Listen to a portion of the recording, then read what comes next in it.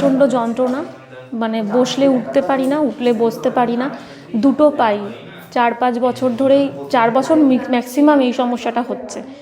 আর যেহেতু এখন ঠান্ডা পড়ে গেছে আর ব্যথা তো এমনিই বাড়ে, তো হাঁটাচলা করতে খুব সমস্যা হচ্ছে। আর ভোরবেলার দিকেও সেম, মানে আমি বসলে পাই ফেলতে পারি না, ঘুম থেকে উঠেও পা ফেলতে পারি না।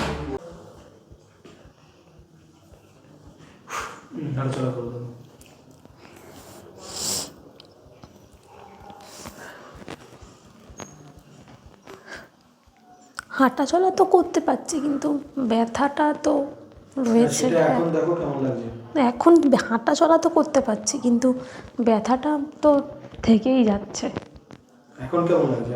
এখন শরীরটা হালকা লাগছে। আর ওই ব্যথাটা কেমন লাগছে সেটা দেখো, পা তোলা নামা করে দেখো। পা এখন তুলতে পারছি, কারণ বসলে পরে আমি উঠতে পারি না চট করে। ওটা বসে করো, তাহলে তো হয়ে যাবে।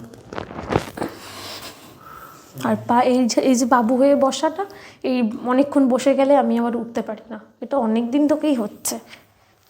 এখন তো পারছি, পরে কি হবে জানি না। ওই সমস্ত মনের মধ্যে আসছে কেন, পরে কি হবে? তাহলে আর কি করতে এসছো বিশ্বাস না থাকলে? এখন মানে যে ঝাড়িয়ে দিলাম, এখন কেমন লাগবে সেটা দেখো, দেখে আমাকে উত্তর দাও। এখন ঠিক আছি আপাতত।